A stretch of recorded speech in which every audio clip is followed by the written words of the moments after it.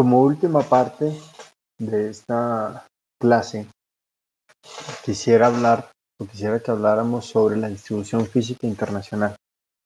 Cuando la gente habla de comercio internacional, de gerencia internacional, de mercados internacionales, lo primero que se les viene a la cabeza son temas logísticos, temas de distribución de productos. ¿Qué es la distribución física internacional? La distribución física internacional es el conjunto de operaciones necesarias para desplazar la carga de un punto A un punto B, desde Colombia hasta Estados Unidos, desde Japón hasta Chile, bueno, de donde queramos, desde un punto de origen a un punto de destino. Todo este tiempo que hemos venido hablando nos hemos dado cuenta de que un comercio internacional o la gerencia internacional va mucho más allá de simplemente operaciones logísticas, siendo la logística una parte importante que debemos entender, pero no es lo único. ¿Qué actores encontramos nosotros en las operaciones de distribución física internacional? Normalmente hay un exportador que trabaja con un operador logístico, que es la persona que se encarga de mover la mercancía, que trabajan con un agente de aduana, que es el intermediario ante las aduanas para presentar documentos. Tenemos un transportador que lleva los productos a un puerto de origen. A través de medios de transporte internacional llegan a un puerto de destino en otro país, bien sea por barco, por vía terrestre o vía marítima, para luego tener unos procesos de aduana nuevamente en destino con un transportador interno y llegan donde el importador o el comprador de nuestros productos. Una cadena de distribución física internacional es supremamente amplia.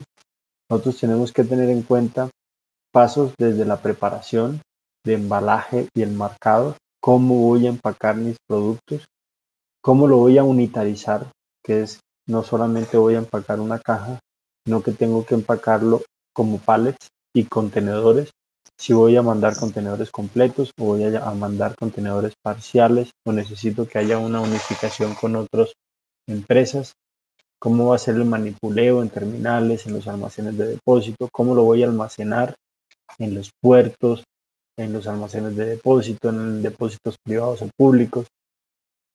Tengo que definir cómo va a ser el transporte en toda la cadena, desde que sale de mi bodega hasta que llega a la bodega del cliente. Y cómo voy a definir los seguros que me van a cubrir los riesgos, que me van a disminuir los riesgos que tengo en el transporte de la mercancía. Además, tengo que cuidar de todo el tema de documentación, facturas, certificados, documentos de pago, etcétera.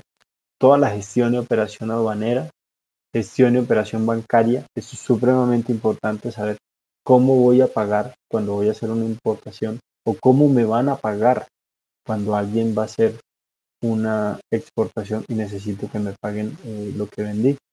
Y finalmente una gestión de distribución, que es todo el personal operario y administrativo de la empresa, cómo voy a trabajar o cómo van a trabajar ellos para que esta distribución física internacional llegue a un buen término.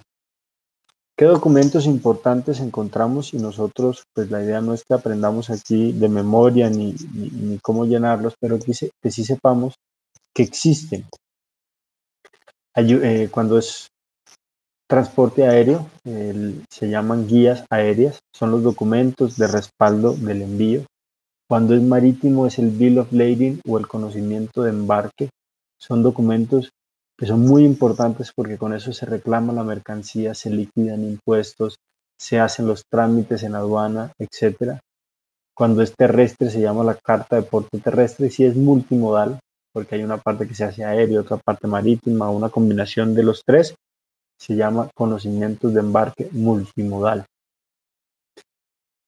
Hay un concepto que es importantísimo que nosotros conozcamos y es el de los Incoterms. Cuando nosotros vamos a vender algo o vamos a comprar algo, no es solamente definir el precio y el producto. Es importante definir cómo me lo van a entregar, dónde me lo van a entregar y qué está pago cuando yo estoy pagando eso. No es lo mismo que yo le diga que voy a comprar un televisor en la planta en Sony en Japón, a decirle que voy a comprar un televisor en un puerto o en un puerto en Japón o un puerto en Colombia o en mi bodega con los impuestos pagos o en mi bodega sin los impuestos pagos.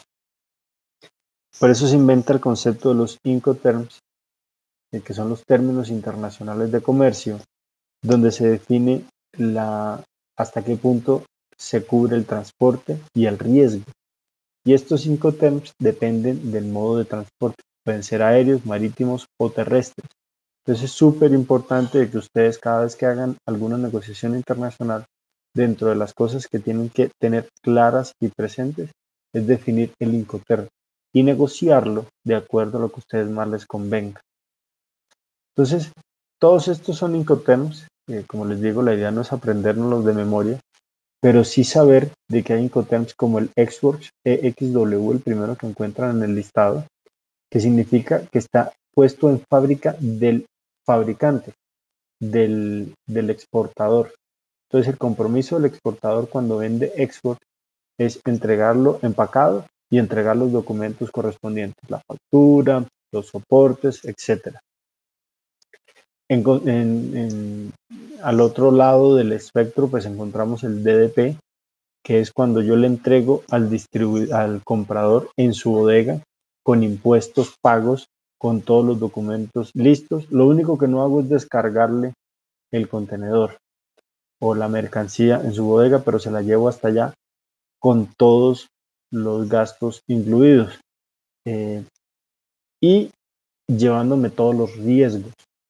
¿Por qué digo los riesgos? Porque si yo saco una mercancía de mi bodega, la traslado hasta un puerto, hay los riesgos de transporte, riesgos de que se voltee la mula, hay riesgos de que me roben, hay riesgos después de que lo monto en el barco, de que se hunda el barco, de que se maltrate la mercancía, etcétera, etcétera. Entonces, todos estos Incoterms definen cuáles son o quién es el responsable de la mercancía en cada uno de los puntos de la cadena de distribución física internacional. Los más comunes son Xworks, como les decía, que son como las empresas que no les gusta o que no tienen mayores conocimientos o que no tienen capacidad de hacer exportaciones, entonces venden puesto en fábrica. Dentro de los más comunes en el transporte marítimo es FOB, que es franco a bordo, que normalmente lo que significa es que yo le pongo la mercancía sobre el barco y de ahí en adelante usted cubre los gastos y corre con los riesgos. Algunos de los comunes también son CFR, que yo pago el costo y el flete, pero no cubro el riesgo, o costo, flete y seguro, CIF, que yo le pago el costo, el flete, el seguro y soy responsable de la mercancía hasta que llegue a destino. Entonces es importante que cuando ustedes vayan a hacer una negociación internacional, definan bien cuál es el Incoterm en el que están negociando y entiendan qué conlleva cada uno de estos. Entonces, por darles algunos ejemplos, cuando lo miramos en transmisión de riesgo, en Xworks, que es el ejemplo más fácil, el vendedor entrega en su local y tan pronto entrega la mercancía, todos los riesgos los toma el importador o el comprador. Por el otro lado, el DDP, que les decía es el otro punto, es el otro extremo o la otra cara de la moneda, yo le entrego en el punto de su bodega, donde usted quiere que le entregue, en su oficina, en su almacén, etcétera. Lo único que no hago es descargarlo, pero durante toda la cadena, desde que salió de mi bodega hasta el sitio convenido de entrega, yo corro con el riesgo, yo como exportador.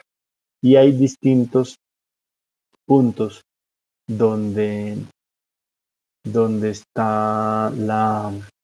se transmite el riesgo del exportador al importador. Cuando nosotros hablamos de temas de costos, por ejemplo, como les decía, uno de los más comunes es FOE. El embalaje y la verificación la paga el vendedor.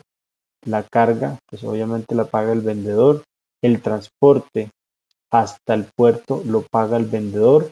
Los trámites de exportación los paga el vendedor. Carga la mercancía en el buque y esa carga la paga el vendedor. Y a partir de ahí, el flete marítimo, el flete terrestre en destino, etcétera, todo es cubierto por el importador, el comprador.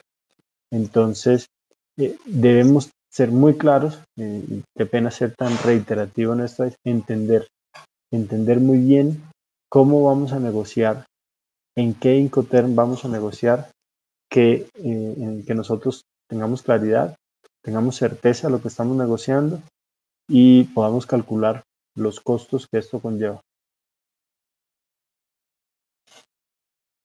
Después nosotros encontramos algo que les comentaba ahorita que es muy importante, que son los medios de pago.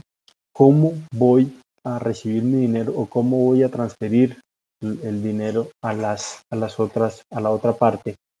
Entonces, bien sea que hago un pago anticipado o un pago directo o cobro a través de documentos o cartas de crédito.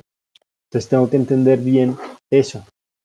El método de pago, la elección del método de pago, la negociación del método de pago se hace principalmente por conocimiento y confianza.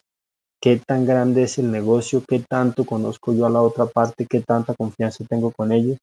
¿Qué tan seguido hacemos un negocio para generar confianza? ¿Y qué tanto soporte tengo yo de, del otro país para saber si puedo arriesgarme o no en dar crédito o en no dar crédito o en entregar un producto sin que me lo hayan pagado o mandarlo antes de que me lo paguen? Como uno de los más fáciles o más sencillos y que realmente se ve bastante es el pago anticipado. Yo como vendedor recibo el pago antes de despachar o por lo menos una parte. El riesgo es para el comprador porque después de que me paguen pues, no tiene certeza de que me vayan a despachar o de que vaya a despachar el vendedor. Esto lo hace mucho o esto lo usa mucho en China. Los negocios con China normalmente se pagan por anticipado. Por eso es importante tener certeza de con quién se está negociando. A veces es preferible ir hasta allá y revisar qué es lo que le están despachando, porque después de que se despache es complicado tener algún tipo de reembolso o de demanda o por problemas con la mercancía. Los pagos directos, como bien lo dice el nombre, lo que corresponde es que yo hago el pago a través de una entidad bancaria y hago una consignación o una transferencia o pago con un cheque directamente al banco. Es una transferencia como cuando yo le transfiero dinero a un amigo o hago una consignación a otra empresa para comprar algo en Colombia. Es lo mismo, solamente que entre bancos internacionales. Pero tratando de facilitar y darle más, que fueran más robustos los medios de pago, se han creado elementos como las cartas de crédito. Las cartas de crédito son documentos que se generan entre bancos, donde se gana el respaldo de los bancos, porque los bancos, al intervenir bancos, los bancos empiezan a responder por, por las personas a las que están representando. Entonces un vendedor en Colombia trabaja con cualquier banco, vamos a decir Bancolombia, que es su banco emisor. Él habla con el Banco de China y emite una carta de crédito que van a manejar entre los bancos. Al final del día, la comunicación del pago se deja a los bancos. Lo que se le entrega a los bancos es normalmente la serie de condiciones que tiene que cumplir. Normalmente son temas de documentos que comprueben los despachos, la entrega de los conocimientos de embarque o los bill of lading o ciertos documentos que permitan poder reclamar la mercancía y saber de que ya está en poder mía para que entre ellos se hagan los pagos. Entonces, ¿cómo funciona esto? Un banco en origen, que es el banco ordenante o importador, solicita una carta de la apertura de una carta de crédito a su banco. Si es en Colombia, pudiera ser Bancolombia. Esta emite y envía la carta de crédito al banco en el otro país. Vamos a dar un ejemplo, el Banco de China. Este avisa, confirma la apertura de carta de crédito al exportador. Ya el exportador sabe de que los bancos están hablando y de que hay la seguridad que nos van a pagar y se puede hacer la exportación. Ya con esto, pues se abre se empiezan a generar los documentos que se entregan a su vez al banco corresponsal, que lo envía al banco emisor, y el importador pues ya sabe que que debe hacer el pago que se había acordado. ¿Qué tipos de clases de carta de crédito existen? Pues la carta de crédito confirmada, que el banco toma responsabilidad y revisa el contenido de los documentos antes de hacer el pago, es la más común y es la más segura. No confirmada, donde el banco no asume ningún compromiso, solo notifica de que existe algún crédito del banco emisor. Revocable, que puede ser cancelada por cualquiera de las partes, esto es de alto riesgo. Irrevocable, que es un contrato donde ambas partes tienen que ponerse de acuerdo para cancelar. Hay cartas de crédito rotativas, donde un banco emite un crédito a alguna de las partes y entonces sabe de que siempre tiene dinero para pagar. No es necesario hacer una consignación. Cuando se pueden transferir a diferentes compradores o importadores, en este caso, a la vista, que se paga inmediatamente, se presentan los documentos, o cuando tienen plazos. Entonces hay plazos de que el comprador le ofrece al vendedor por 30, 60, 90 o 120 días, o los días que se negocien. Saben de que después de que se presenten los documentos y se cumplan con las condiciones, el comprador tiene X número de días para terminar de hacer el pago. Cobranzas documentales. Esto es algo muy similar, donde se utilizan documentos para que presenten al importador o al exportador y se hagan los pagos. Es una operación muy similar, donde el importador firma un contrato comercial con el exportador envía las mercancías, el exportador entrega los documentos al banco, el banco cedente en este caso. El banco cedente envía los documentos al banco cobrador, este los entrega al importador para que pague, el importador le paga al banco y el dinero se devuelve hasta el exportador. Hay una herramienta que es muy interesante para nosotros, son las cuentas corrientes en divisas. Ustedes saben que en Colombia los bancos no permiten hacer ahorros en divisas o en moneda extranjera, pero nosotros sí podemos tener cuentas corrientes en moneda extranjera de bancos colombianos. Entonces yo puedo abrir una cuenta del Banco de Bogotá en su sede de Panamá y a empezar a ahorrar en dólares, por ejemplo. O puedo tener cuentas corrientes de dólares en bancos de Estados Unidos o de otro país. Y hay algo que es lo más interesante para los exportadores, que son las cuentas corrientes de compensación, donde yo puedo guardar excedentes de negocios cambiarios o de negocios de exportaciones que yo tenga, y yo puedo utilizarlas para pagar importaciones o exportaciones, para pagar deuda externa o inversiones internacionales. Lo importante es que estén registradas en el Banco de la República y se utilicen de manera correcta, y de que siempre estén registrados todos los movimientos que se hagan para poder pagar estos importaciones o exportaciones o demás. Normalmente nosotros, o normalmente no se pueden hacer pagos desde cuentas corrientes de exportaciones. Todo tiene que hacerse a través de bancos. No puedo hacerlo de mi cuenta en el banco de Miami, del Chase Manhattan, y solamente consignar o hacer una transferencia. Tiene que ser a través de los bancos para que queden registrados dentro de los movimientos del Banco de la República. Estas pues son las cuentas corrientes de compensación, cómo las alimento. Los ingresos que tengo son por exportaciones que me hacen pagos ahí, por préstamos que tengo en el mercado internacional.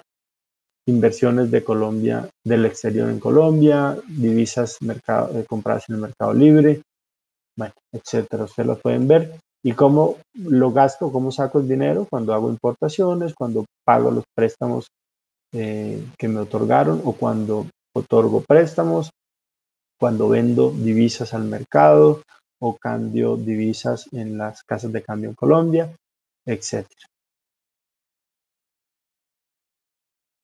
Con esto llegamos al final de la clase.